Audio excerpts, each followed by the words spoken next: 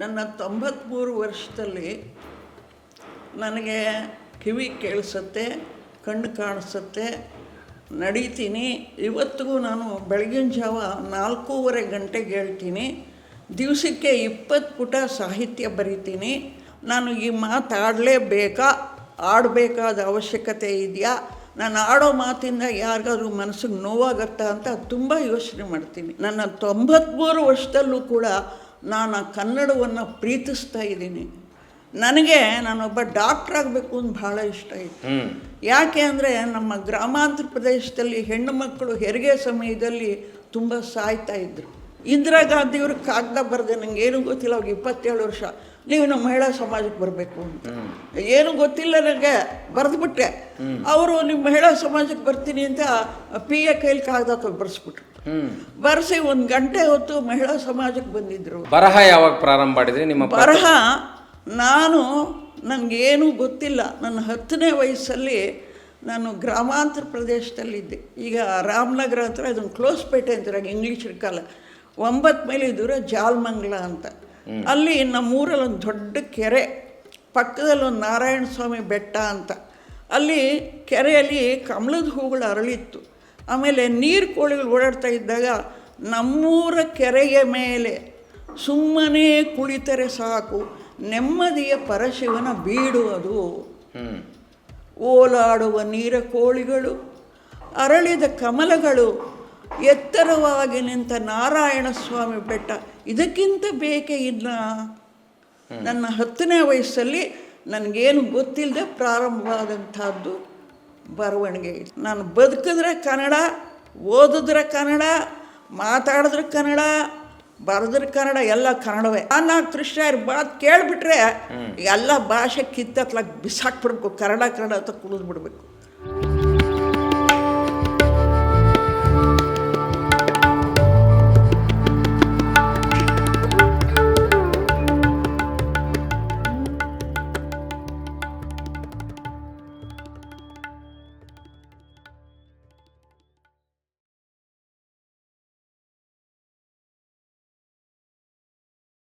ಆತ್ಮೇರೆ ನಮಸ್ಕಾರ, ಶರಣಾರ್ಥಿ. ನಮ್ಮ ಮಾಗಿದ ಮನಸ್ಸುಗಳ ಹುಡುಕಾಟದಲ್ಲಿ ಎಂತೆಂಥ ಮಹನೀಯರು ನಮಗೆ ಲಭ್ಯವಾಗಬಹುದು ಅನ್ನುವಂಥ ಕಲ್ಪನೆ ಒಂದೊಂದು ಸಲ ನಮಗೇ ಇರೋದಿಲ್ಲ. ಹರಿಹರದಲ್ಲಿ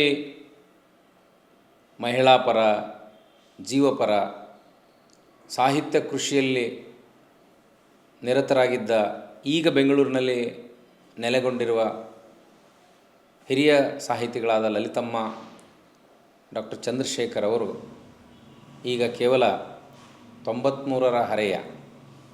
ಈ ಹರೆಯದ ಜೀವನೋತ್ಸಾಹ, ಪ್ರೀತಿ, ಬದುಕಿನ ರಮ್ಯತೆಯನ್ನು ಹಂಚಿಕೊಳ್ಳುವ ಬಗೆ ಇಂದಿನ ಹೊಸ ತಲೆಮಾರಿಗೆ ಆದರ್ಶ. ಲಲಿತಮ್ಮ ಅವರನ್ನು ನಾನು ಆತ್ಮೀಯವಾಗಿ ಈ ಮಾತುಕತೆಗೆ ಸ್ವಾಗತಿಸ್ತೇನೆ. ನಮಸ್ಕಾರ ಅಮ್ಮ. ನಮಸ್ಕಾರ.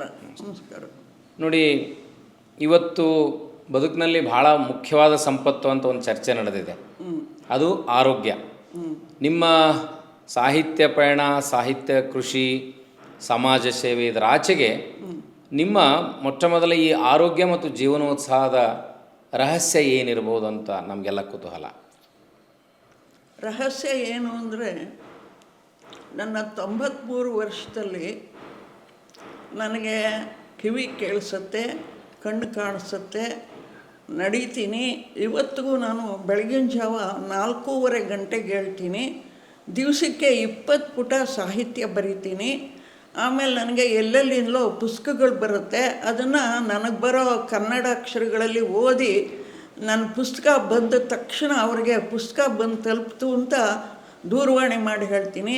ಒಂದು 2-3 ದಿವಸದಲ್ಲಿ ಆ ಪುಸ್ತಕವನ್ನು ಓದಿ ನನಗೆ ಬರೋ ಕನ್ನಡ ಅಕ್ಷರಗಳಲ್ಲಿ ಒಂದು ಸ್ವಲ್ಪ ಬರೆದು ರಿಜಿಸ್ಟರ್ ಅಂಚೆಯಲ್ಲಿ ಕಳಿಸ್ಕೊಡ್ತೀನಿ. ಆಮೇಲೆ ನಾನು ಡೈರಿ ಬರೀತೀನಿ. ಈಗ 60 ವರ್ಷದಿಂದ ಡೈರಿ ಬರೀತೀನಿ. ಮತ್ತು ನಾನು ನನ್ನ ಶಿವಪೂಜೆಗೆ 1.5 ಗಂಟೆ ಹಿಡಿಸುತ್ತೆ ನನಗೆ ಶಿವಪೂಜೆಗೆ. ಆಮೇಲೆ 1 ಗಂಟೆ ನಾನು ಎಲ್ಲೇ ಇದ್ದರೂ ಕೂಡ 1.5 ಗಂಟೆ ಕನ್ನಡ ಪತ್ರಿಕೆ ಓದಲೇಬೇಕು. ಆಮೇಲೆ ಕನ್ನಡ ಪತ್ರಿಕೆ ಓದಿದ್ಮೇಲೆ ಅದರಲ್ಲಿ ಕೆಲವು ಮುಖ್ಯ ವಿಷಯಗಳು ಬಂದಿರುತ್ತೆ, ಅದನ್ನು ನಾನು ಕತ್ತರಿಸಿ ಒಂದು ಲಕೋಟೆಯಲ್ಲಿ ಹಾಕಿ ಟಿಪ್ಪಣಿ ಬರೆದಿಡ್ತೀನಿ. ಇದು ನನ್ನ 83 ವರ್ಷದ ಅಭ್ಯಾಸ ನನಗೆ. ಆಮೇಲೆ ನಾನು ಶಿವಜಪ ಮಾಡ್ತೀನಿ 1 ಗಂಟೆ ಹೊತ್ತು. ಮತ್ತು 20 ನಿಮಿಷ ಮನೆ ಮುಂದೆ ನಡೀತೀನಿ. ಮತ್ತು ನಾನು ಆಹಾರ ತುಂಬ ಮಿತ, ಯಾವುದನ್ನು ಜಾಸ್ತಿ ನಾಲ್ಗೆ ರುಚಿಗೋಸ್ಕರ ತಿನ್ನೋದಿಲ್ಲ. ನನಗೆ ಎಷ್ಟು ಬೇಕೋ ಅಷ್ಟು ಮಾತ್ರ ಆಹಾರ ತಿನ್ನೋದು. ಆಮೇಲೆ ನಾನು ಹೊರಗಡೆ ನೀರು ಕುಡಿಯೋದಿಲ್ಲ. ಮನೆ ಎಲ್ಲಿಗಾರ ಹೋದರೂ ಕೂಡ ಮನೆಯಿಂದ ಕಾಯಿಸಿರೋ ನೀರು ತಗೊಂಡು ಹೋಗ್ತೀನಿ. ಆಮೇಲೆ ಯಾವುದೇ ನಮ್ಮ ತೀರಾ ಹತ್ತಿರದ ನೆಂಟರ ಮನೆಗೆ ಮಾತ್ರ ನಾನು ಹೋಗೋದು. ಹೋದಾಗ ಅಲ್ಲಿ ಯಾವುದೇ ಸಿಹಿ ತಿಂಡಿಯನ್ನಾಗಲಿ ಅಥವಾ ಕರೆದಿರೋ ತಿಂಡಿ ಆಗಲಿ ಒಂದು ಸ್ವಲ್ಪ ಇಷ್ಟೇ ಅನ್ನ, ಒಂದು ಸಾರು, ಒಂದು ಹುಳಿ ಅಷ್ಟೇ ತಿನ್ನೋದು. ಬಾಯಿ ರುಚಿಗೋಸ್ಕರ ಏನನ್ನೂ ತಿನ್ನೋದಿಲ್ಲ. ಪ್ರವಾಸದಲ್ಲಿರುವಾಗ ನಾನು ಮನೆಯಿಂದಲೇ ಆಹಾರ ತಗೊಂಡು ಹೋಗ್ತೀನಿ. ಹೀಗೆ ಆಹಾರದಲ್ಲಿ ಮತ್ತು ಮಾತಾಡಬೇಕಾದ್ರೂ ಕೂಡ ನಾನು ಈ ಮಾತಾಡಲೇಬೇಕಾ, ಆಡಬೇಕಾದ ಅವಶ್ಯಕತೆ ಇದೆಯಾ, ನಾನು ಆಡೋ ಮಾತಿಂದ ಯಾರಿಗಾದ್ರೂ ಮನಸ್ಸಿಗೆ ನೋವಾಗತ್ತಾ ಅಂತ ತುಂಬ ಯೋಚನೆ ಮಾಡ್ತೀನಿ. ಆಮೇಲೆ ಬರೀಬೇಕಾದರೂ ಕೂಡ ನಾನು ಈ ವಾಕ್ಯವನ್ನು ತುಂಬ ನಯವಾಗಿ, ವಿನಯವಾಗಿ, ಸೌಜನ್ಯತೆಯಿಂದ ಬರಿತಾ ಇದ್ದೀನಾ ಅಂತ ಯೋಚನೆ ಮಾಡ್ತೀನಿ. ಇದರಿಂದ ಅದೇನು ಅಂದರೆ ನನ್ನ ಕುಟುಂಬದಲ್ಲಿ ಎಲ್ಲರೂ ಕೂಡ ನನ್ನ ತುಂಬ ಆಸಕ್ತಿಯಿಂದ ತುಂಬ ಚೆನ್ನಾಗಿ ನೋಡ್ಕೊಂಡಿದ್ದಾರೆ. ಅದರಿಂದಾಗಿ ನಾನು ಆರೋಗ್ಯವಾಗಿದ್ದೀನಿ ಅಂತ ನಾನು ನಿಮಗೆ ಹೇಳ್ತೀನಿ. ಎರಡನೇದಾಗಿ ನನ್ನ ಇನ್ನೊಂದೇನು ಅಂದರೆ, ನನ್ನ 4ನೇ ವಯಸ್ಸಿನಲ್ಲಿ ನನ್ನ ತಾತನವರು ನನ್ನ ಕನ್ನಡ ಅಕ್ಷರ ಹೇಳಿಕೊಟ್ರು. ಅವರು ಕನ್ನಡ ಬೆಂಗಳೂರು ಕೋಟೆ ಹೈಸ್ಕೂಲ್ನಲ್ಲಿ ಕನ್ನಡ ಮೇಷ್ಟ್ರಾಗಿದ್ದರು. ನಂಗೆ 4ನೇ ವಯಸ್ಸಿನಲ್ಲಿ ಕನ್ನಡ ಅಕ್ಷರ ಹೇಳಿಕೊಟ್ರು, ಕನ್ನಡ ಕಾಗುಣಿತ ಹೇಳಿಕೊಟ್ರು, ಕನ್ನಡದ ಬಗ್ಗೆ ಹೇಳಿಕೊಟ್ರು. ನನ್ನ 93 ವರ್ಷದಲ್ಲೂ ಕೂಡ ನಾನು ಕನ್ನಡವನ್ನು ಪ್ರೀತಿಸ್ತಾ ಇದ್ದೀನಿ, ಕನ್ನಡವನ್ನು ಆರಾಧಿಸ್ತಾ ಇದ್ದೀನಿ, ಕನ್ನಡವನ್ನು ಬರೀತಾ ಇದ್ದೀನಿ, ಕನ್ನಡದಲ್ಲಿ ಮಾತಾಡ್ತಾ ಇದ್ದೀನಿ, ಕನ್ನಡದಲ್ಲಿ ಓದ್ತಾ ಇದ್ದೀನಿ. ಅದೇ ನನ್ನ ಆರೋಗ್ಯಕ್ಕೆ ಮೂಲ ಕಾರಣ ಅಂತ ನಾನು ಹೇಳ್ತೀನಿ. ನಾನು ಬರಹ ಕೂಡ ನಿಮ್ಮ ಆರೋಗ್ಯದ ರಹಸ್ಯ ಮತ್ತು ಶಕ್ತಿ. ನಂಗೆ ಬರೆಯೋವಾಗ ನಾನು ಎಷ್ಟು ಸಂತೋಷವಾಗಿರ್ತೀನಿ ಅಂದರೆ, ನಂಗೆ 93 ವರ್ಷ ಅಂತ ಅನಿಸೋದೇ ಇಲ್ಲ. 18 ವರ್ಷದ ಹುಡುಗಿ ಇದ್ದಾಗಿರ್ತೀನಿ ನಾನು. ಅಂದರೆ ಮನುಷ್ಯನಿಗೆ ವಯಸ್ಸಿರೋದು ಮನಸ್ಸಿನಲ್ಲೇ ಹೊರತಾಗಿ ಮನಸ್ಸಿನಲ್ಲಿ. ನಂಗೆ ವಯಸ್ಸಾಗಿದೆ, ಅಯ್ಯೋ ಕೈಲಾಗಲ್ಲ ಅಂದರೆ ಕೈಲಾಗಲ್ಲ, ಇಲ್ಲ ನಾನು ಮಾಡ್ತೀನಿ, ನಾನು ಮಾತಾಡ್ತೀನಿ, ನಾನು ಬರಿತೀನಿ ಅಂದರೆ ಬರಿತೀವಿ ನಾವು. ನನಗೆ ಕನ್ನಡದ ಮೇಲೆ ಅಷ್ಟು ನಂಗೆ ಪ್ರೀತಿ ಇದೆ. ಇನ್ನೂ ಓದಬೇಕು, ಇನ್ನೂ ಬರಿಬೇಕು ಅನ್ನೋ ಆಸಕ್ತಿ ನನಗಿದೆ. ಈ 30-40 ದಶಕದಲ್ಲಿ ಅಮ್ಮ, ಆವಾಗ ಹೆಣ್ಮಕ್ಳಿಗೆ ಬಹಳ ಬೇಗ ಮದುವೆ ಮಾಡ್ತಿದ್ರು. ನೀವು ಶಿಕ್ಷಣವನ್ನು ಸಂಪೂರ್ಣ ಮಾಡೋಕ್ಕಾಗದೆ ಹೋದರೂ ಕೂಡ ಡಾಕ್ಟರ್ ಚಂದ್ರಶೇಖರ್ ಅವ್ರನ್ನ ಮದುವೆ ಆದ್ರಿ. ಆದಮೇಲೆ ಕುಟುಂಬದ ಜವಾಬ್ದಾರಿ ಜೊತೆಗೆ ಸಾಹಿತ್ಯದ ಕೃಷಿ ಹೇಗೆ ಪ್ರಾರಂಭ ಮಾಡಿದ್ರಿ? ಅದು ಯಾಕೆ ಸಾಧ್ಯ ಆಯಿತು? ನನಗೆ ನಮ್ಮ ಮನೆತನದಲ್ಲಿ ಏನು ಅಂದರೆ, ಆಗಿನ ಕಾಲದಲ್ಲಿ ತುಂಬ ಸಂಪ್ರದಾಯವಾದ ಮನೆತನ. ಈ ಹೆಣ್ಣು ಮಕ್ಕಳಿಗೆ ಮೆಚೂರ್ ಆಗೋಕ್ಕಿಂತ ಮುಂಚೆನೇ ಮದುವೆ ಮಾಡಬೇಕು ಅನ್ನೋವಂಥ ಭಾವನೆ ಅವ್ರಿಗೆ. ಅಂದರೆ ಋತುಮತಿ ಆಗೋಕ್ಕಿಂತ ಮುಂಚೆ ಮಾಡಬೇಕು ಅಂತ. ನಂಗೆ 11 ವರ್ಷ ಆದಾಗಲೇ ಮದುವೆ ಮಾಡಬೇಕು ಅಂತ ಪ್ರಯತ್ನ ಪಟ್ಟರು. ನನಗೆ ನಾನೊಬ್ಬ ಡಾಕ್ಟ್ರ್ ಆಗಬೇಕು ಅಂತ ಭಾಳ ಇಷ್ಟ ಇತ್ತು. ಯಾಕೆ ಅಂದರೆ ನಮ್ಮ ಗ್ರಾಮಾಂತರ ಪ್ರದೇಶದಲ್ಲಿ ಹೆಣ್ಣು ಮಕ್ಕಳು ಹೆರಿಗೆ ಸಮಯದಲ್ಲಿ ತುಂಬ ಸಾಯ್ತಾ ಇದ್ದರು. ಅದನ್ನು ನೋಡಿ ನಾನೊಬ್ಬ ಡಾಕ್ಟ್ರ್ ಆಗಬೇಕು, ಹೆಣ್ಮಕ್ಳು ಸಾಯೋದನ್ನು ತಲುಪಿಸ್ಬೇಕು ಅನ್ನೋದು ಒಂದು. ಎರಡನೇದು ದೊಡ್ಡ ಸಿಡುಬು ಅಂತ ಬರ್ತಿತ್ತು ಆಗ.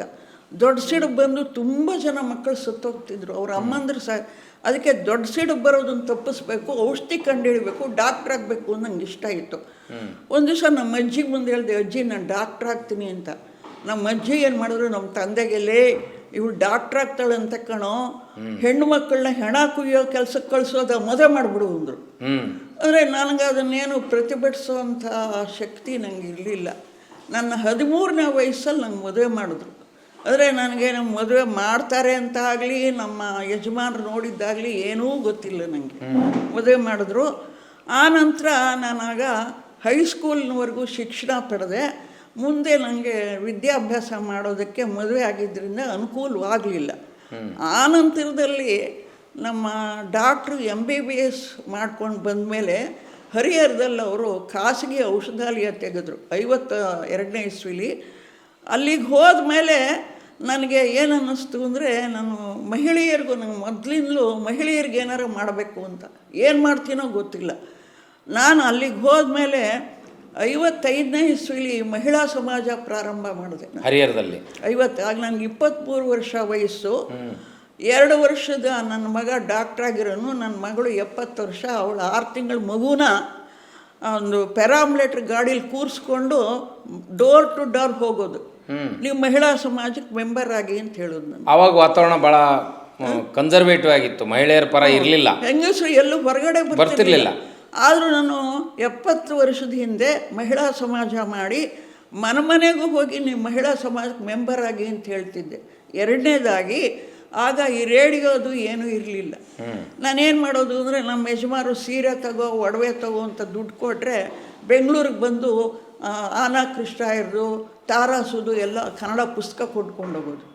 ಅದನ್ನಿಟ್ಟು ಆವಾಗ ಹೆಣ್ಮಕ್ಳು ತುಂಬ ಕನ್ನಡದ ಕಥೆ ಪುಸ್ತಕ ಓದ್ತಿದ್ರು. ಕನ್ನಡ ಕಥೆ ಪುಸ್ತಕ ಬಂದರೆ ಓದಿ ಅಂತ ಎಲ್ರಿಗೂ ಹೇಳೋದು. ಆಗ ಮಹಿಳಾ ಸಮಾಜಕ್ಕೆ 8 ಆಣೆ ಶುಲ್ಕ ಇಟ್ಟಿದ್ದೆ ನಾನು. ಅದನ್ನು ನಾನೇ ಕಟ್ತೀನಿ, ನೀವು ಬನ್ನಿ ಅಂತ ಹೇಳಿ 80 ಜನ ಸದಸ್ಯರು ಮಾಡಿದೆ ನಾನು. ಮಾಡಿ ಅವ್ರಿಗೆ ಸಂಗೀತದ ಕ್ಲಾಸು, ಹೊಲಿಗೆ ಕ್ಲಾಸು, ಆಟ ಪಾಠಗಳು, ಕೇರಮ್ ಬೋರ್ಡು, ಕಥೆ ಪುಸ್ತಕಗಳು ಎಲ್ಲವನ್ನೂ ಮಾಡಿದೆ ನಾನು. ಮಾಡಿ ವಾರ್ಷಿಕೋತ್ಸವ ಮಾಡಿ ಆಮೇಲೆ 59ನೇ ಇಸ್ವಿಲಿ ಇವನು ನನ್ನ ಮಗ ಇದ್ದಾನಲ್ಲ, ಇವನು 2 ತಿಂಗಳ ಮಗು. ಆಗ ಇಂದಿರಾ ಗಾಂಧಿ ಕೋಲಾರಕ್ಕೆ ಕಮಲಾ ನೆಹರು ಕಾಲೇಜ್ಗೆ ಉದ್ಘಾಟನೆಗೆ ಹೋಗ್ತಿದ್ರು. ಇಂದಿರಾ ಗಾಂಧಿಯವರು ಕಾಗದ ಬರೆದೆ, ನನಗೆ ಏನೂ ಗೊತ್ತಿಲ್ಲ, ಅವ್ರಿಗೆ 27 ವರ್ಷ, ನೀವು ನಮ್ಮ ಮಹಿಳಾ ಸಮಾಜಕ್ಕೆ ಬರಬೇಕು ಅಂತ. ಏನೂ ಗೊತ್ತಿಲ್ಲ ನನಗೆ, ಬರೆದ್ಬಿಟ್ಟೆ. ಅವರು ನಿಮ್ಮ ಮಹಿಳಾ ಸಮಾಜಕ್ಕೆ ಬರ್ತೀನಿ ಅಂತ PA ಕೈಲಿ ಕಾಗದ ಬರೆಸ್ಬಿಟ್ರು. ಬರೆಸಿ 1 ಗಂಟೆ ಹೊತ್ತು ಮಹಿಳಾ ಸಮಾಜಕ್ಕೆ ಬಂದಿದ್ರು ಅವರು. ಎಂಥ ಅದ್ಭುತ ಅಲ್ಲ ಅವಾಗ ಬಂದಿದ್ರು. ನನಗೇನು ಇಂದಿರಾ ಗಾಂಧಿ ಏನು ಗೊತ್ತಿಲ್ಲ, ಇವನು 2 ತಿಂಗಳ ಮಗು. 2 ತಿಂಗಳ ಬಾಣಂತಿ ಹೋಗಿ ಇಂದಿರಾ ಗಾಂಧಿ ಅವ್ರಿಗೆ ಹಾರ ಹಾಕಿ ಅವ್ರ ಮಕ್ಕಳಿಗೆಲ್ಲ ಇದು ಮಾಡಿದೆ ನಾನು. ಆಗ 27 ವರ್ಷ. ಆನಂತರ 9 ವರ್ಷ ಮಹಿಳಾ ಸಮಾಜಕ್ಕೆ ಅಧ್ಯಕ್ಷೆ ಆಗಿ, ಅದಕ್ಕೆ ನಾನು ಸಾರ್ವಜನಿಕರಿಂದ ಮತ್ತು ನನ್ನ ಸ್ವಂತ ಹಣದಿಂದ ಇವನ ಮಗು ಆದಾಗ ಎಷ್ಟೋ ದುಡ್ಡು ಬಂದಿದ್ದನ್ನೆಲ್ಲ ಹಾಕಿ ಒಂದು ಕಟ್ಟಡ ಕಟ್ಟಿಸಿ ಮಹಿಳಾ ಸಮಾಜಕ್ಕೆ. ಆಮೇಲೆ ಹೊಲಿಗೆ ಮೆಷಿನ್ಗಳನ್ನ ತೆಗೆದಿಟ್ಟು 80 ಜನ ಮೆಂಬರ್ಸ್ ಮಾಡಿ, ಇನ್ನು ನಾನು ಒಬ್ಬ ವ್ಯಕ್ತಿ ಎಷ್ಟು ವರ್ಷ ಆದರೂ ಅಧಿಕಾರದಲ್ಲಿ ಇರಬಾರ್ದು ಅಂತ ಬೇರೆಯವ್ರನ್ನ ಅಧ್ಯಕ್ಷೆ ಮಾಡಿದೆ ನಾನು. ನಿಮ್ಮ ಅಧ್ಯಕ್ಷತೆ ಬಿಟ್ಕೊಟ್ಟೆ. ಯಾಕಂದರೆ ಒಬ್ಬರೇ ಎಷ್ಟು ವರ್ಷ ಇದ್ರಿ? 9 ವರ್ಷ ಇದ್ದು ಕಟ್ಟಡ ಕಟ್ಟಿಸಿ 80 ಜನ ಸದಸ್ಯರು ಮಾಡಿ, ಆಮೇಲೆ ಹೊಲಿಗೆ ಕ್ಲಾಸು, ಸಂಗೀತ ಕ್ಲಾಸು, ಆಟ ಪಾಠಗಳು, ಲೈಬ್ರರಿ ಎಲ್ಲ ಮಾಡಿ ಒಂದಷ್ಟು ಹಣವನ್ನು ಇಟ್ಟು, ಒಬ್ಬ ವ್ಯಕ್ತಿ ಎಷ್ಟು ವರ್ಷ ಇದ್ದರೆ ಗೌರವ ಅಲ್ಲ ಅದು ಅಂತ ಬೇರೆಯವ್ರಿಗೆ ಬಿಟ್ಕೊಟ್ಟೆ. ಬರಹ ಯಾವಾಗ ಪ್ರಾರಂಭ ಮಾಡಿದ್ರಿ? ನಿಮ್ಮ ಬರಹ ನನಗೇನೂ ಗೊತ್ತಿಲ್ಲ. ನನ್ನ 10ನೇ ವಯಸ್ಸಲ್ಲಿ ನಾನು ಗ್ರಾಮಾಂತರ ಪ್ರದೇಶದಲ್ಲಿದ್ದೆ. ಈಗ ರಾಮನಗರ ಹತ್ರ ಅದನ್ನು ಕ್ಲೋಸ್ಪೇಟೆ ಅಂತಾರೆ, ಇಂಗ್ಲೀಷ್ ಕಾಲ. 9 ಮೈಲಿ ದೂರ ಜಾಲಮಂಗಲ ಅಂತ. ಅಲ್ಲಿ ನಮ್ಮೂರಲ್ಲಿ ಒಂದು ದೊಡ್ಡ ಕೆರೆ, ಪಕ್ಕದಲ್ಲಿ ಒಂದು ನಾರಾಯಣ ಸ್ವಾಮಿ ಬೆಟ್ಟ ಅಂತ. ಅಲ್ಲಿ ಕೆರೆಯಲ್ಲಿ ಕಮಲದ ಹೂಗಳು ಅರಳಿತ್ತು. ಆಮೇಲೆ ನೀರು ಕೋಳಿಗಳು ಓಡಾಡ್ತಾ ಇದ್ದಾಗ ನಮ್ಮೂರ ಕೆರೆಯ ಮೇಲೆ ಸುಮ್ಮನೆ ಕುಳಿತರೆ ಸಾಕು, ನೆಮ್ಮದಿಯ ಪರಶಿವನ ಬೀಡು ಅದು. ಓಲಾಡುವ ನೀರ ಕೋಳಿಗಳು, ಅರಳಿದ ಕಮಲಗಳು, ಎತ್ತರವಾಗಿ ನಿಂತ ನಾರಾಯಣ ಸ್ವಾಮಿ ಬೆಟ್ಟ, ಇದಕ್ಕಿಂತ ಬೇಕೇ ಇಲ್ಲ.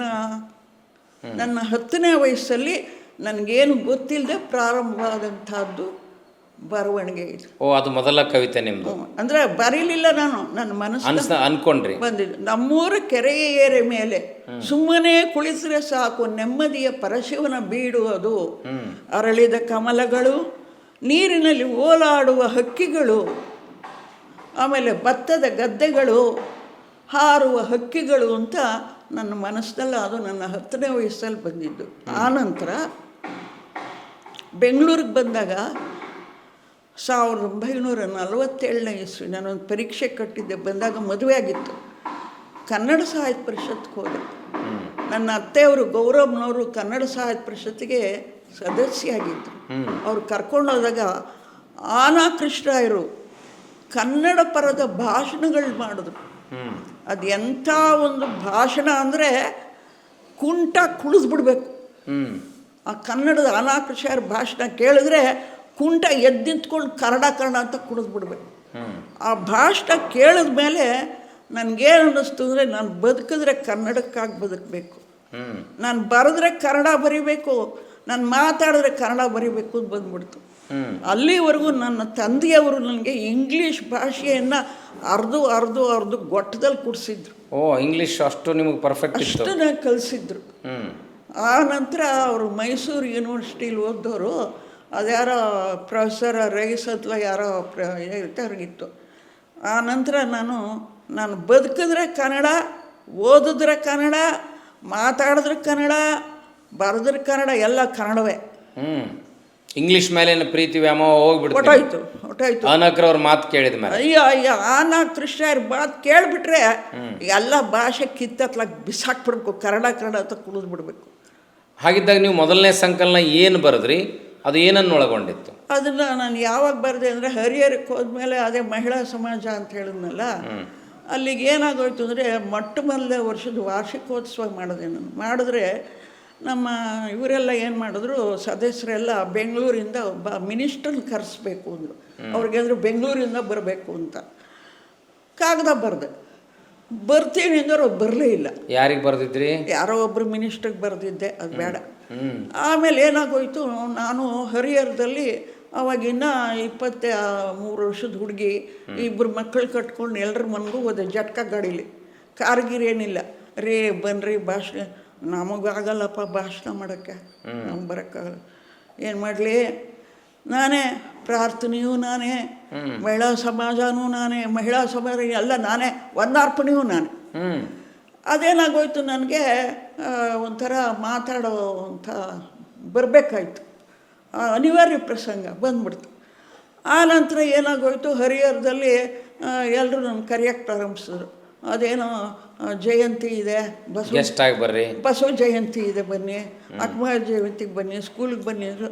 ಅದೇನಾಗೋಯ್ತು, ಅದೇ ಒಂದು ಹರಿಹರದಲ್ಲಿ ಪಾಠ ಬಿದ್ದೋಯ್ತು, ಪಾಪ್ಯುಲರ್ ಅತಿಥಿಗಳಾಗೋಯ್ತು. ಆಮೇಲೆ ಕೊನೆಗೆ ಏನಾಗೋಯ್ತು ಅಂದರೆ 1963ನೇ ಇಸ್ವಿಲಿ ನಮ್ಮೂರಲ್ಲಿ ಇದು ಗಂಗಮ್ಮ, ಆಮೇಲಿಂದ ಇವರು ಅಂತ ಇಬ್ಬರು ಗೌಡ್ರು, ಊರಿಗೆ ಮುಖಂಡರು, ಬರವ ಅಕ್ಮದೇವಿ ಜಯಂತಿಗೆ ಮಾತಾಡಿ ಬರವ ಅಂತ ಬಂದರು ಅವರು ನಮ್ಮ ಡಾಕ್ಟ್ರ್ ಹತ್ರ ಔಷಧಿಗೆ ಬರೋರು. ಏನು ಮಾಡಲಪ್ಪ ಅಕ್ಮದೇವಿ ಅಂತ ಹೇಳಿಬಿಟ್ಟು 1 ತಿಂಗಳು ಒಳ್ಳೆ ತಪಸ್ಸು ಮಾಡೋದಾಗ ಅಕ್ಮಾದೇವಿದು ಓದಿದೆ ನಾನು. ಏನೇನು ವಚನಗಳನ್ನ ಓದಿದ್ರ? ಎಲ್ಲ ವಚನ ಎಲ್ಲ ಓದ. 1 ತಿಂಗಳು ಹೊರಗಡೆ ಹೋಗಲಿಲ್ಲ, ಓದಿ 1.5 ಗಂಟೆ ಅಕ್ಮದೇವಿ ಬಗ್ಗೆ ಭಾಷಣ ಮಾಡಿದೆ ನಾನು. ಅದನ್ನು ದಾವಣಗೆರೆಯಲ್ಲೆಲ್ಲ ತುಂಬ ಜಾಸ್ತಿ ಅಲ್ಲೆಲ್ಲ ಅವ್ರು ಕೇಳಿಬಿಟ್ಟು ಅವರು ನನ್ನ ಕರೆಯೋಕ್ಕೆ ಪ್ರಾರಂಭಿಸಿದ್ರು. ಅದೇನಾಗೋಯ್ತು, ಪಾಪ್ಯುಲರ್ ಆಗಿ 18 ವರ್ಷ ಅಕ್ಮದೇವಿ ಬಗ್ಗೆ 1.5 ಗಂಟೆ 2 ಗಂಟೆ ಭಾಷಣ ಅಂದರು. ಆಮೇಲೆ ಬಸವಣ್ಣವ್ರ ಬಗ್ಗೆ ಹೊನ್ನಾಳಿಲಿ ಒಬ್ಬರು ಚನ್ನಬಸವ ಸ್ವಾಮಿ ಅಂತ ಅವ್ರು ಕರೆದ್ರು. ಅಲ್ಲಿ 10 ಕಮ್ಯಾಂಡ್ಮೆಂಟ್ಸ್ ಆಫ್ ಬಸವೇಶ್ವರ ಅಂತ ಕಳಬೇಡ ಕೊಲಬೇಡ ಅದನ್ನು ಮಾಡಿದ್ರೆ ಅವ್ರು ಏನು ಮಾಡಿದ್ರು ಅಂದರೆ ನನ್ನನ್ನು ಶಿವಶರಣೆ ಲಲಿತಮ್ಮ ಡಾಕ್ಟರ್ ಚಂದ್ರಶೇಖರ್ ಅಂತ ಪತ್ರಿಕೆಯಲ್ಲಿ ಹಾಕಿಬಿಟ್ರು ಅತ್ಲ ಕಡೆಗೆ. ಹಾಕಿಬಿಟ್ರೆ ಬಾಳೆಹೊನ್ನೂರು ಸ್ವಾಮಿಗಳು ರಂಭಾಪುರಿ, ಆಮೇಲಿಂದ ಇವರು ನಮ್ಮ ತರಳಬಾಳು ಸ್ವಾಮಿಗಳು ಅವ್ರ ಭಾಷಣಕ್ಕೆ ಕರೆದ್ರು. ಶಿವಕುಮಾರ ಸ್ವಾಮಿಗಳು, ತರಳಬಾಳು ಸ್ವಾಮಿಗಳು, ಶಿವಕುಮಾರ ಸ್ವಾಮಿಗಳಿದ್ರು, ಅವ್ರು ಕರೆದ್ರು. ಅಲ್ಲಿ 1.5 ಗಂಟೆ ಹೊತ್ತು ಅಲ್ಲಿ ಮಾತಾಡಿದೆ ಅಕ್ಮದೇವಿ ಇದ್ರ ಬಗ್ಗೆ. ಇನ್ನೊಂದು ಸರ್ತಿ ಸ್ತ್ರೀಯರು ಅದೇನಾಗೋಯ್ತು, ಅಲ್ಲಿ ದಾವಣಗೆರೆ ಅಲ್ಲೆಲ್ಲ ಪಾಪ್ಯುಲರ್ ಆಗಿಬಿಡ್ತು.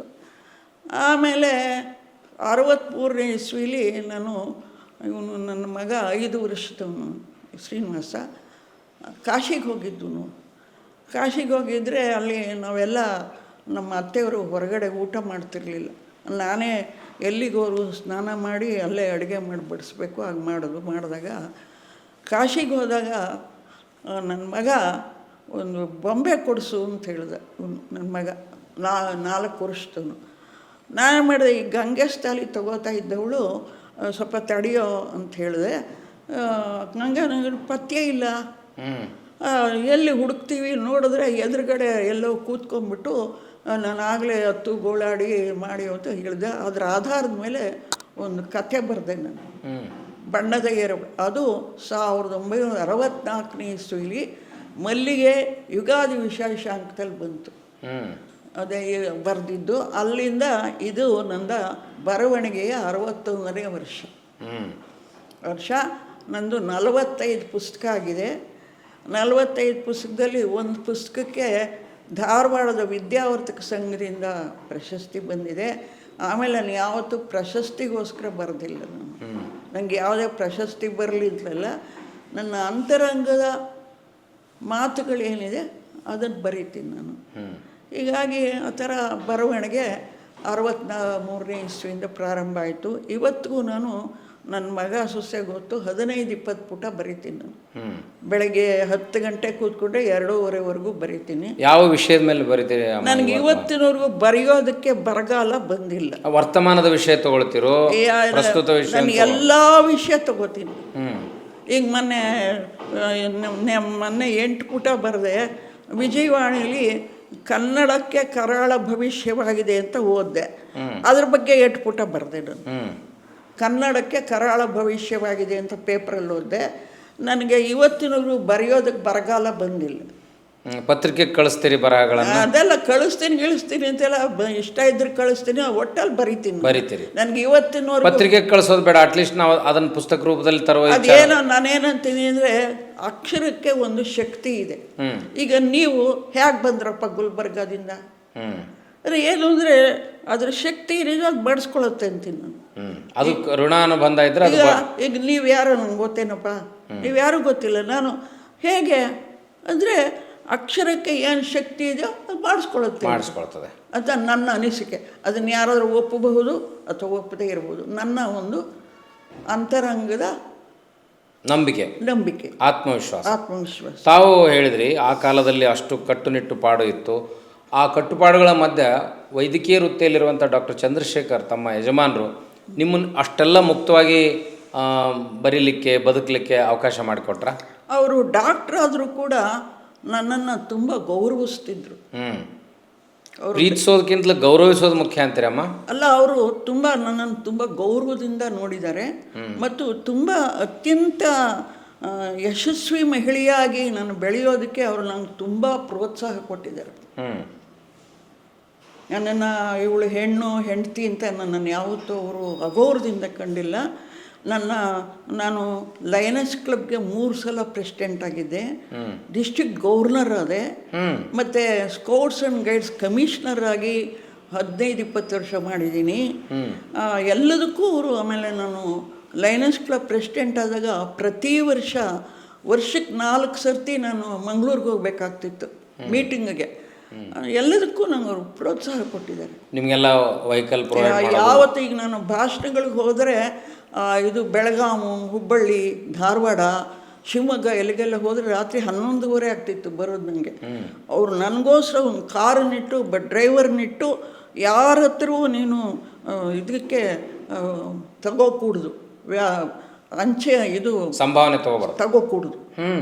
ನನಗೋಸ್ಕರ ಒಂದು ಅಂಬಾಸಿಡರ್ ಕಾರ್ ಇಟ್ಟು ಒಬ್ಬ ಡ್ರೈವರ್ನಿಟ್ಟು ನಾನು ಹೋಗೋಕ್ಕೆ ಅವ್ರು ಅನುಕೂಲ ಮಾಡಿಕೊಟ್ಟಿದ್ರು. ಭಾಳ ಜನ ಲೇಖಕಿಯರ ಸಮಸ್ಯೆ ಏನು ಅಮ್ಮರಂದರೆ, ಅಲ್ಲಿ ಪುರುಷ ಪ್ರಧಾನ ವ್ಯವಸ್ಥೆಯಲ್ಲಿ ಗಂಡಂದಿರದಾಗಲಿ ಮನೆಯಲ್ಲಿ ಯಾರ್ದು ಸಪೋರ್ಟ್ ಇಲ್ಲದಕ್ಕೆ ನಮ್ಮ ಮಹಿಳೆಯರ ಬಹುಪಾಲು ಲೇಖಕಿಯರ ಅಳಲು ಏನಂದರೆ, ಆ ಒಂದು ನಿರಾಸಕ್ತಿಯ ವಾತಾವರಣ ಉಂಟು ಮಾಡಿದ ವಸ್ತುಗಳನ್ನು ಇಟ್ಕೊಂಡೇ ಬರಹ ಬರೀತಾರೆ. ಬಟ್ ನಿಮ್ಮದು ಭಾಳ ಅಪರೂಪವಾದ. ಇಲ್ಲ, ನನಗೆ ಯಾವತ್ತೂ ಕೂಡ ನಾನು ನನ್ನ 23ನೇ ವಯಸ್ಸಿನಲ್ಲಿ ಮಹಿಳಾ ಸಮಾಜ ಪ್ರೆಸಿಡೆಂಟ್ ಆದೆ. ಆಮೇಲಿಂದ ನಾನು ಸುಮಾರು 45ನೇ ವಯಸ್ಸಿನಲ್ಲಿ ಲಯನಸ್ ಕ್ಲಬ್ಗೆ 3 ಸಲ ಪ್ರೆಸಿಡೆಂಟ್ ಆದೆ. ಒಂದೇ ಸರ್ತಿ ಆಗೋದು 3 ಸಲ. ಅಸೋಸಿಯೇಟ್ ಚೇರ್ಮನ್ ಆದೆ, ಡಿಸ್ಟ್ರಿಕ್ಟ್ ಗವರ್ನರ್ ಆದೆ. ಅವರೆಂದೂ ನನ್ನ ಯಾವ ಪ್ರಯಾಣಕ್ಕೆ ಆಗಲಿ, ನನ್ನ ಖರ್ಚು ವೆಚ್ಚಕ್ಕೆ ಆಗಲಿ ಅವರೆಂದೂ ನನಗೆ ತೊಂದರೆ ಮಾಡಿಲ್ಲ, ಪ್ರೋತ್ಸಾಹ ಕೊಟ್ಟಿದ್ದಾರೆ ಅವರು. ನನ್ನ ಬರವಣಿಗೆಗೆ ಕೊನೆಗೆ ಇವರು ಡಾಕ್ಟರ್ DVG ಅಂತ ಕೇಳಿರ್ಬೋದು. ಅವರು ನಮ್ಮ ಡಾಕ್ಟ್ರಿಗೆ ತುಂಬ ಆತ್ಮೀಯರು. ಅವ್ರ ಮನೆಗೆ 1971ನೇ ಇಸ್ವಿಲಿ ನಾನು ಮೊಟ್ಟಮೊದಲ ಪುಸ್ತಕ ಪ್ರಿಂಟ್ ಮಾಡಿಸ್ದೆ. ಡಾಕ್ಟ್ರು ಮನೆಗೆ ಕೊಡೋಕ್ಕೆ ಹೋದಾಗ ಹೇಳಿದ್ರು, ನೋಡಪ್ಪ ನಿನ್ನ ಹೆಂಡ್ತಿ ಬರೀತಾ ಕೂತ್ಕೊಂಡ್ರೆ ನೀನು ಅವಳಿಗೆ ಡಿಸ್ಟರ್ಬ್ ಮಾಡಿಕೊಡ್ದು. DVG ಅವರು ಹೇಳಿದರು. ಆಮೇಲೆ ನಿನ್ನ ಹೆಂಡ್ತಿ ಏನಾರು ಪುಸ್ತಕ ಬರೆದ್ರೆ ನೀನು ಅಚ್ಚು ಮಾಡಿಸ್ಬೇಕು ಅಂತ ಹೇಳಿದ್ರು. ಕೊನೆಯವರೆಗೂ ಅವರು ಅದನ್ನೇ ಉಳಿಸ್ಕೊಂಡಿದ್ದಾರೆ. ಅವರೇ ಸ್ವತಃ ಪ್ರಕಾಶನ ತೆಗೆದ್ರೆ? ಹೌದು, ಅವರೇ ದುಡ್ಡು ಕೊಟ್ಟೆ ಮಾಡಿಸಿರೋದು. ಏನಿದ್ರು ಭಾರತಿಯಿಂದ 2 ಆಯಿತು, ನೆನಪಿನ ಉಗ್ರಾಣ ಮಾಡಿದ್ರು ಬಿಡಿ, ಇನ್ನೆಲ್ಲ ಪುಸ್ತಕ ನಮ್ಮ ಯಜಮಾನರೇ ಮಾಡಿಸಿರೋದು. ಅದು ಮಾರಾಟ ವ್ಯವಸ್ಥೆ ಬಗ್ಗೆ ತಾವು ತಲೆ ನನಗೆ ಅದ್ರ ಬಗ್ಗೆ ನನ್ನ ಚಿಂತೆಯೇ ಇಲ್ಲ ನನಗೆ. ಈಗ ನಿಮಗೆ ಮೊಟ್ಟ ಮೊದಲ ಮನ್ನಣೆ ಸಿಕ್ಕಿದ್ದು ಇಂದಿರಾ ಗಾಂಧಿಯವರ ಭೇಟಿ. ಅದು ಸಾಮಾನ್ಯ ವಿಷಯ ಅಲ್ಲ, ಬಹುಶಃ ಇದೊಂದು ದೊಡ್ಡ ಐತಿಹಾಸಿಕ ದಾಖಲೆ ಅಂತ ಕರಿತೀನಿ. ಇಂದಿರಾ ಗಾಂಧಿಯವರು ಬಂದಾಗ ನೀವು ಏನು ವಿಷಯನ ಚರ್ಚೆ ಮಾಡಿದ್ರಿ? ಅವ್ರ ಕೈಲಿ ಏನು ಚರ್ಚೆ ಮಾಡಲಿಲ್ಲ. ಅವ್ರ ಹಸ್ತಲಾಘವ ಕೊಟ್ಟೆ, ಅವ್ರಿಗೆ ಹಾರ ಹಾಕ್ತೆ, ನೀವು ಬಂದಿದ್ದು ತುಂಬ ಸಂತೋಷ ಅಂತ ಹೇಳಿದೆ. 10 ನಿಮಿಷ ನಾನು ಅವ್ರನ್ನ ಏನೂ ಮಾತಾಡಲಿಲ್ಲ ಅವ್ರ ಕೈ. ಅವಾಗ ನಾನು 27 ವರ್ಷ 2 ತಿಂಗಳು ಇವ್ನಿಗೆ ಮಾಡಂತೀನಿ ಅಷ್ಟೇ. ನಾನು ಯಾವ ವಿಷಯನೂ ಚರ್ಚೆ ಮಾಡಲಿಲ್ಲ. ಬಂದರು, ನಿಮ್ಮ ಸಂಘಕ್ಕೆ ಭೇಟಿ ಕೊಟ್ಟರು, ಹೋದರು. ಅದಾದ್ಮೇಲೆ ನೀವು ಡಿ ವಿ ಜಿ ಅವ್ರ ಜೊತೆ ಒಡನಾಟ ಇತ್ತು, ಅವ್ರ ಜೊತೆ ಚರ್ಚೆ ಮಾಡಿ? ಡಿ ವಿ ಜಿ ಅವರು, ಶಿವರಾಮ್ ಕಾರಂತರು, ಬೇಂದ್ರೆ ಅವರು ನಮ್ಮ ಮನೆಗೆ ಬಂದಿದ್ದಾರೆ, ಶಿವರಾಮ್ ಕಾರಂತರು ಬಂದಿದ್ದಾರೆ, ಚನ್ನವೀರ್ ಕಣವಿ ಬಂದಿದ್ದಾರೆ. ಆಮೇಲೆ ನಮ್ಮ ಮನೆಗೆ 45 ಜನ ಲೇಖಕರು ಬಂದಿದ್ದಾರೆ. ನಮ್ಮ ಮನೆಗೆ ಶಾಂತಾದೇವಿ ಮಾಳ್ವಾಡ ಬಂದಿದ್ದಾರೆ, ಲೀಲಾದೇವಿ ಪ್ರಸಾದ್ ಬಂದಿದ್ದಾರೆ, ವಸಂತ್ ಕುಷ್ಟಗಿ ಬಂದಿದ್ದಾರೆ. ನಮ್ಮ ಮನೆಗೆ ಎಲ್ಲ ಬಂದಿದ್ದಾರೆ, ಎಲ್ಲರ ಹೆಸರು ಬರೆದಿನಿ. ಬೇಂದ್ರೆ ಅವ್ರು ಬಂದಿದ್ದಾರೆ. ಆಮೇಲೆ ಶಿವರಾಮ್ ಕಾರಂತರ 2 ದಿವಸ ನಾನೇ ಅಡುಗೆ ಮಾಡಿ ಬಡಿಸಿದ್ದೀನಿ. ಚನ್ನವೀರ್ ಕಣವಿ ಇವ್ರು ಬಂದಿದ್ದಾರೆ. ಆಮೇಲೆ ಮೈಸೂರು ಯೂನಿವರ್ಸಿಟಿ ವೈಸ್ಟಾರ್ ಜವರೇಗೌಡರು ಅವ್ರ ಹೆಂಡತಿ ಬಂದಿದ್ದಾರೆ, ನಾ ಡಿಸೋಜ ಬಂದಿದ್ದಾರೆ, KS ನರಸಿಂಹಸ್ವಾಮಿಗಳು ಬಂದಿದ್ದಾರೆ, ಅವ್ರ ಹೆಂಡತಿ ಬಂದಿದ್ದಾರೆ, ಬೀಚಿ ಬಂದಿದ್ದಾರೆ. ಎಷ್ಟೋ ಜನ ಎಲ್ಲ ಬರೆದಿಟ್ಟಿದ್ದೀನಿ. ಎಲ್ಲರೂ ನಿಮ್ಮ ಜೊತೆ ಮುಕ್ತವಾಗಿ ಚರ್ಚೆ. ಆಮೇಲೆ ಹರಿಹರಕ್ಕೆ ಯಾರೇ ಬಂದರೂ ಕೂಡ ಅಂದ್ರೆ ಹರಿಹರದ ಒಂದು ದೊಡ್ಡ ಸಾಂಸ್ಕೃತಿಕ ಕೇಂದ್ರ ನಿಮ್ಮ ಮನೆ ಅಂದರೆ. ನಾನು ಅದೆಲ್ಲ ಏನು ಹೇಳಲ್ಲ, ಬಂದಿದ್ದಾರೆ ಅವರು. ನಾನು ನಮ್ಮ ಮನೇಲಿ ಅಡುಗೆ ಮಾಡಿ ಅವ್ರಿಗೆ ಬಡಿಸಿದ್ದೀನಿ. ಆಮೇಲೆ ನಮ್ಮ ಡಾಕ್ಟ್ರ್ ಏನು ಅಂದರೆ ಅವರು ಯಾರ ಹತ್ರವೂ ವಿಸಿಟಿಂಗ್ ಚಾರ್ಜ್ ತಗೊಳ್ತಿರ್ಲಿಲ್ಲ. ಆಮೇಲೆ ಎಷ್ಟೋ ಜನ ಬಡವರಿಗೆ ಉಚಿತವಾಗಿ ಔಷಧಿ ಕೊಡ್ತಿದ್ರು. ಆಮೇಲೆ ಕೆಲವರಿಗೆ ಅರ್ಧ ಹಣಕ್ಕೆ ಕೊಡ್ತಿದ್ರು. ಆಮೇಲೆ ತುಂಬ ರೀಸನಬಲ್ಲು ರೇಟ್. ಅವರು ಸಂಪಾದನೆಗಾಗಿ ಡಾಕ್ಟ್ರ್ ಅದರಲ್ಲ, ಅಷ್ಟು ಅವರು ಜನಾನುರಾಗಿಯಾಗಿದ್ದರು. 55 ವರ್ಷ ಅಲ್ಲಿ ಕೆಲಸ ಮಾಡಿದ್ದಾರೆ. ಅವ್ರಿಗೆ ಮಿಲ್ಟ್ರಿ ಡಾಕ್ಟ್ರ್ ಕೆಲಸ ಸಿಕ್ಕಿತ್ತು. ಅವರು BSc MBBS Mysuru medical college student. 45ನೇ ಇಸ್ವಿಯಿಂದ 50ನೇ ಇಸ್ವಿಲಿ ಅವರು ಬೆಂಗಳೂರಲ್ಲಿ ಹುಟ್ಟಿ ಬೆಂಗಳೂರಲ್ಲಿ ಬೆಳೆದು ಮೈಸೂರಲ್ಲಿ ಓದ್ದವರು. ಆದರೂ ಕೂಡ ಹರಿಹರಕ್ಕೆದಲ್ಲಿ ಅಲ್ಲಿ ಸುತ್ತಮುತ್ತ ಹಳ್ಳಿ ಜನಕ್ಕೆ ತುಂಬ ಕಾಯಿಲೆ ಇದೆ, ಮಲೆನಾಡು. ನಾನು ಅಲ್ಲಿ ಸೇವೆ ಮಾಡಬೇಕು ಅಂತ ಅಲ್ಲಿ ಪ್ರಾಕ್ಟೀಸ್ ಮಾಡಿ 55 ವರ್ಷ ಮಾಡಿದ್ರು. ಅಲ್ಲೇ ಅವರು 2005ನೇ ಇಸ್ವಿಲಿ ಹೋಗ್ಬಿಟ್ರು. ಇಲ್ಲಿಗೆ 20 ವರ್ಷ ಆಗಿದೆ ಅವರು ಹೋಗಿ. ಅವರು ಬೇರೆ ಕಡೆ ವಲಸೆ ಬರಲಿಕ್ಕೆ, ತಮ್ಮ ಮುಂದಿನ ಬದುಕನ್ನು ಹರಿಹರ ಬಿಟ್ಟು ಬೇರೆ ಕಡೆ ಎಲ್ಲೂ ಬರಲಿಲ್ಲ. ಅವ್ರಿಗೆ ಅಮೇರಿಕಕ್ಕೆ ಹೋಗೋಕೆ ಬಂದರು. ನಂಗೆ ಅಮೇರಿಕಾನೂ ಬೇಡ, ಏನು ಬೇಡ, ಹರಿಹರ ಸಾಕು ಅಂದರು ಅವರು. ಅವ್ರಿಗೆ ಮಿಲ್ಟ್ರಿ ಡಾಕ್ಟರ್ ಕೆಲಸ ಸಿಕ್ಕಿತ್ತು. ಹರಿಹರಕ್ಕೂ ಅವ್ರಿಗೂ ಏನು ಸಂಬಂಧ ಇಲ್ಲ, ನಿಜ ಅದು. ಹರಿಹರನ್ನೇ ಯಾಕೆ ಆಯ್ಕೆ ಮಾಡಿಕೊಂಡು? ಅದು ಯಾಕಾಯಿತು ಅಂದರೆ 1951ನೇ ಇಸ್ವಿಲಿ ಬೆಂಗಳೂರಿನ ವಿಕ್ಟೋರಿಯಾ ಆಸ್ಪತ್ರೆಯಲ್ಲಿ ಅವರು ಹೌಸ್ ಸರ್ಜನ್ ಆಗಿದ್ದರು. B ವೆಂಕಟಸುಬ್ರಾವ್ ಅಂತ ದೊಡ್ಡ ಫೇಮಸ್ ಡಾಕ್ಟ್ರ್ ಹತ್ರ. ಹರಿಹರದ ಕಿರ್ಲೋಸ್ಕರ್ ಕಂಪ್ನಿಯಲ್ಲಿ ಇದ್ದ ಡಾಕ್ಟ್ರು ಯಾವುದೋ ಒಂದು ಟ್ರೈನಿಂಗೋಸ್ಕರ ಕಲ್ಕತ್ತಾಗೆ ಹೋದರು. ಆಗ ಅಲ್ಲಿ ರಾವ್ ಬಹದ್ದೂರ್ ಜಾಂಬೇಕರ್ ಅಂತ MD ಆಗಿದ್ದವರು ಈ ವಿಕ್ಟೋರಿಯಾ ಆಸ್ಪತ್ರೆ ಅಧಿಕಾರಿಗಳಿಗೆ ನಮ್ಗೆ ಯಾರು ಒಬ್ಬರು ಡಾಕ್ಟ್ರನ್ನ 3 ತಿಂಗಳ ಕಾಲ ಲೆಂಡ್ ಮಾಡಿ ಅಂತ ಹೇಳಿದ್ರಂತೆ. ಇಲ್ಲಿ ಅವರು ವೆಂಕಟಸುಬ್ರಾವ್ ಏನು ಮಾಡಿದ್ರು, ನೋಡಪ್ಪ ಹೀಗೆ ಕೇಳಿದ್ದಾರೆ, ಹೋಗ್ತೀಯಾ ಅಂತ ಹೇಳಿದ್ರು. ಇವ್ರಿಗೆ ಹರಿಹರ ಅಂದರೆ ಏನೂ ಒಂದು ಗೊತ್ತಿಲ್ಲ, ಒಬ್ಬರು ಗೊತ್ತಿಲ್ಲ, ನಮ್ಮ ರಿಲೇಷನ್ಸ್ ಇಲ್ಲ. ಇವ್ರೇನು ಮಾಡಿದ್ರು, ತಮ್ಮ ಬಟ್ಟೆ ಕಟ್ಕೊಂಡು ಹರಿಹರಕ್ಕೆ ಹೋದರು. ಅಲ್ಲಿ 3000 ಜನ ವರ್ಕರ್ಸು. ಅವ್ರೇನು ಮಾಡಿದ್ರು, ಒಂಥರ ಅವರು ಬರ್ತು ಒಂಥರ ರೋಗಿಗಳ ಬಗ್ಗೆ ತುಂಬ ಅನುಕಂಪ ಇತ್ತು. ಅದೆಲ್ಲ ನೋಡಿದ್ರು. ಆಮೇಲೆ ಅಲ್ಲಿ ರಾವ್ ಬಹದ್ದೂರ್ ಜಾಂಬೇಕರ್ ಅನ್ನೋರು ಹೆಂಡತಿ ಗಂಗಾಬಾಯಿ ಜಾಂಬೇಕರ್ ಅಂತ, ಅವ್ರಿಗೇನೋ ಕಾಲು ನೋವು ಬರ್ತಿತ್ತಂತೆ. ಇವರೇನು ಔಷಧಿ ಕೊಟ್ಟಿದ್ದು ಕಾಲು ನೋವು ವಾಸಿ ಆಗಿಬಿಡ್ತಂತೆ. ಅದಕ್ಕೆ ಅವರೇ ಮಾಡೋರು, ಇಂಥ ಡಾಕ್ಟ್ರನ್ನ ನಾವು ಬಿಟ್ಕೊಡ್ಕೂಡ್ದು ಅಂತ ಹೇಳಿಬಿಟ್ಟು ಹರಿಹರದಲ್ಲೇ ಇರಬೇಕು ನೀವು, ಹೋಗ್ಕೂಡ್ದು ಅಂಥೇಳಿ ಅವ್ರನ್ನ ಅಲ್ಲೇ ಇದು ಮಾಡಿ ಇರೋದಕ್ಕೆ ಮಾಡಿದ್ರು. 1952ನೇ ಇಸ್ವಿ ಏಪ್ರಿಲ್ 10ನೇ ತಾರೀಕು ರಾಮಚಂದ್ರ ಔಷಧಾಲಯ ಅಂತ ಪ್ರಾರಂಭ ಮಾಡಿ ಅಲ್ಲೇ 55 ವರ್ಷ ಮಾಡಿದ್ರು. ಅವ್ರಿಗೆ ಏನು ಅಂದರೆ ಬೀದಿಲಿ ಹೋಗ್ತಿದ್ರೆ ಜನಗಳೆಲ್ಲ ಅಡ್ಡ ಬೀಳ್ತಿದ್ರು, ಅಷ್ಟು ಮರ್ಯಾದೆ ಇತ್ತು. ಆಮೇಲೆ ಅವರು ಎಂಥ ಒಂದಿದ್ವು ಅಂದರೆ ಎಷ್ಟೋ ಜನ ಮಕ್ಕಳಿಗೆ ಕಾಯಿಲೆ ವಾಸಿ ಮಾಡಿ ಆ ಮಕ್ಕಳಿಗೆಲ್ಲ ಗುಳ್ಗೆ ಡಾಕ್ಟ್ರ್ ಮೊಮ್ಮಗ ಅಂತ ಹೆಸರು ಕಟ್ಟಿದ್ರು. ಆಮೇಲೆ ಇವತ್ತಿಗೂ ಕೂಡ ನನ್ನ ಮಗ ಡಾಕ್ಟ್ರಾಗಿದೆ, ನನ್ನ ಮಗ ಔಷಧಿ ಕೊಟ್ಟರೆ ಅವ್ರದ್ದೊಂದು ಫೋಟೋಗೆ ಮುಟ್ಟಿಸಿ ತಗೊಂಡು ಹೋಗ್ತಾರೆ ಅವರು. ಹರಿಹರದಲ್ಲಿ ನಿಮ್ಮ ಮಗ ಡಾಕ್ಟ್ರಾಗಿ ಅಷ್ಟು ಅವರು. ಆಮೇಲೆ ಅವರು ಟೆನ್ನಿಸ್ ಆಟಗಾರರು, ಆಮೇಲೆ ಗೋಲ್ಫ್ ಆಟಗಾರರು, ಆಮೇಲೆ ಟೌನ್ ಸ್ಪೋರ್ಟ್ಸ್ ಕ್ಲಬ್ ಅಂತ ಇವರು ಇಂಥದ್ದು ಫುಟ್ಬಾಲ್ ಆಟಗಾರರಿಗೆಲ್ಲ ಬೇಕಾದಷ್ಟು ಖರ್ಚು ಮಾಡಿ ಅದನ್ನು ಬೆಳೆಸಿದ್ರು. ಕ್ರಿಕೆಟ್ಟು ಒಳ್ಳೆ ಅಂದರೆ ಒಂದೇ ಒಂದು ಕೆಟ್ಟ ಚಟ ಇಲ್ಲ ಅವ್ರ ಹತ್ರ.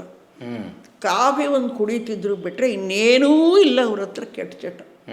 ಅಷ್ಟು ದಯಾಳು ರೋಗಿಗಳಿಗೆ ಮಾಡಿದ್ದಾರೆ ಅಂದರೆ ನಾನು ಹೇಳಲಾರ. ಅಂದ್ರೆ ಆ ಪುಣ್ಯದ ಫಲ ನಿಮ್ಮ ಸಾಹಿತ್ಯ ಕೃಷಿ ನಿಮಗೆ ನೀಡಿದ ಸ್ವಾತಂತ್ರ್ಯ ಅಂದರೆ ಸಂಪೂರ್ಣವಾದ ಒಂದು ಆದರ್ಶವನ್ನು ನಾವು ಡಾಕ್ಟರ್ ಚಂದ್ರಶೇಖರ್ ಮತ್ತು ನಿಮ್ಮ ಸಾಹಿತ್ಯ ಕೃಷಿಯಲ್ಲಿ ಅಂದರೆ ಅವರು ನನಗೆ ತುಂಬ ಪ್ರೋತ್ಸಾಹ. ಎರಡನೇದಾಗ ಅವರು ಎಂಥ ಒಂದು ದಾನಿ ಅಂತ ಹೇಳಿದ್ರೆ, ಹರಿಹರದ ಸುತ್ತಮುತ್ತ ಅದು ಎಷ್ಟು ದೇವಾಲಯಗಳಿಗೆ ಮಾಡಿದ್ದಾರೆ ಮತ್ತು ಎಷ್ಟು ಜನ ಬಡ ವಿದ್ಯಾರ್ಥಿಗಳಿಗೆ ಓದಿಸೋದಕ್ಕೆ ಕೊಟ್ಟಿದ್ದಾರೆ ಅಂದರೆ ಅದನ್ನು ಹೇಳೋದಕ್ಕೆ ಸಾಧ್ಯ ಇಲ್ಲ. ಈಗ ನೀವು ಅಚಾನಕ್ಕಾಗಿ ಅಕ್ಕ ಮಹಾದೇವಿ ಮತ್ತು ಬಸವಾದಿ ಶರಣರ ಬಗ್ಗೆ ಓದಿದ್ರಲ್ಲ, ಅಕ್ಕನ ವ್ಯಕ್ತಿತ್ವದಲ್ಲಿ ಮತ್ತು ವಚನಗಳಲ್ಲಿ ನಿಮಗೆ ಬಹಳ ಗಮನ ಸೆಳೆದ ಅಂಶ ಯಾವುದಮ್ಮ? ಗಮನ ಸೆಳೆದ ಅಂಶ ಅಂತ ಹೇಳಿದ್ರೆ, ನಾನು ಅಕ್ಕ ಮಹಾದೇವಿ ಬಗ್ಗೆ 18 ವರ್ಷ ಭಾಷಣ ಮಾಡಿ. ನಾನೇನು ಅಂದರೆ, ಅಕ್ಕ ಮಹಾದೇವಿ ಒಬ್ಬ ಸ್ತ್ರೀಯಾಗಿ ಅಂದಿನ ದಿನಗಳಲ್ಲಿ ಕೌಶಿಕ ಮಹಾರಾಜನ ಎದುರಿಸಿದ್ಲು ಅವಳು. ಅದು ಸಾಧಾರಣವಾದ ಮಾತಲ್ಲ, ಒಬ್ಬ ಮಹಾರಾಜನ ಎದುರಿಸಿದ್ಲು. ಅಂದರೆ ಹೆಣ್ಣಿನಲ್ಲಿ ಎಷ್ಟು ಶಕ್ತಿ ಇದೆ ಅನ್ನೋದನ್ನು ಅವಳು ತೋರಿಸಿದ್ದಾಳೆ, ನಂಬರ್ 1. ಎರಡನೇದಾಗಿ ಅವಳು ಕೌಶಿಕ್ ಮಹಾರಾಜನಿಗೆ ಹೇಳ್ತಾಳೆ 3 ಇದನ್ನು ಇಡ್ತಾಳೆ ಅವನು ಕಂಡೀಷನ್ ಏನು ಅಂದರೆ, ನಾನೇನಾದರೂ ಜಂಗಮರಿಗೆ ದಾಸೋಹ ಮಾಡ್ತಿದ್ರೆ ನೀನು ಅಡ್ಡ ಮಾಡಿಕೊಡು. ಆಮೇಲೆ ನಾನು ಶಿವಪೂಜೆ ಮಾಡ್ತಿದ್ರೆ ನೀನು ಅಡ್ಡ ಮಾಡಿಕೊಡೋದು. ಆಮೇಲೆ ಜಂಗಮರ ಮನೆಗೆ ಬೇರೆ ಮಾಡಿಕೊಡೋದು. ಇದಕ್ಕೆಂದರೆ ಅವಳಲ್ಲಿ ಎಷ್ಟು ಬುದ್ಧಿಮತ್ತೆ ಇತ್ತು. ಒಬ್ಬ 14-15 ವರ್ಷದ ಹುಡುಗಿಯಲ್ಲಿ ಎಷ್ಟು ಬುದ್ಧಿಮತ್ತೆ ಇತ್ತು ನಾವು ಚಿಂತಿಸಬೇಕು. ಯಾಕೆಂದರೆ ಈಗಿನ ಹೆಣ್ಣುಮಕ್ಕಳು ಅಕ್ಕ ಮಹಾದೇವಿ ಆದರ್ಶವನ್ನು ತಗೋಬೇಕು. ಎರಡನೇದು. ಆಮೇಲೆ ಅವಳು ಶಿವಪೂಜೆ ಮಾಡ್ತಿದ್ದಾಗ ಎಡಗೈಲಿ ಈಶ್ವರಲಿಂಗ ಇಟ್ಕೊಂಡಿದ್ದಾಳೆ, ಬಲಗೈಲಿ ಬಿಲ್ಪತ್ರೆಗಳು ಓಂ ನಮಃ ಶಿವಾಯ ಅಂತ ಮಾಡ್ತಿದ್ದಾನೆ. ಆಗ ಕೌಶಿಕ ಬಂದು ಅಕ್ಕ ಮಹಾದೇವಿ ಅಂತ ಕೂಗ್ತಾನೆ. ಒಂದು ಸರ್ತಿ ಕೂಗ್ತಾನೆ, 3 ಅಕ್ಕ ಮಹಾದೇವಿಯಿಂದ ಕಣ್ಣು ಬಿಡ್ತಾಳೆ. ಅವನು ಅವಳ ಸೀರೆಯ ಸೆರಗನ್ನು ಹಿಡ್ಕೊಂಡಿರ್ತಾನೆ. ಅವಳೇನು ಮಾಡ್ತಾಳೆ, ಈ ಸೀರೆ ಅನ್ನೋದು ಇದು ಕೂಡ ಒಂದು ಮಾಯೆ, ಇದು ಬೇಕಾಗಿಲ್ಲ, ಕಿತ್ತೆಸೆದು ಬಿಡ್ತಾಳೆ. ಯಾಕೆಂದರೆ ನಮ್ಮಲ್ಲಿ ಸೀರೆ ಅಂದರೆ ಏನೇನಾಗತ್ತೆ ಅಂತ ನಿಮಗೆ ಗೊತ್ತಿದೆ. ನಾನು ಅದ್ರ ಬಗ್ಗೆನೇ ಒಂದು ಪ್ರಬಂಧ ಬರೆದಿದ್ದೀನಿ. ಕಿತ್ತೆಸೆದ್ಬಿಟ್ಟು, ನೀನು ವಚನಭ್ರಷ್ಟನಾಗಿದೆಯಾ, ನೀನು ಕೊಟ್ಟ ವಚನವನ್ನು ತಪ್ಪಿದೆಯಾ, ನಿನ್ನ ಅರಮನೆಯಲ್ಲಿ ನಾನು ಇರಲ್ಲ ಅಂತ ಅವಳ ಕೇಶವನ್ನೇ ದಿವ್ಯಾಂಬರವನ್ನಾಗಿ ಒಬ್ಬಳೇ ಹೊರಟು ಬಿಡ್ತಾಳೆ. ನೀವು 1200 ವರ್ಷಗಳ ಹಿಂದೆ ಒಂದು ಹೆಣ್ಣು ಮಗಳು ಹಾಗಿದ್ಲು ಅಂತ ಹೇಳಿದ್ರೆ ನೀವು ಯೋಚನೆ ಮಾಡಿ.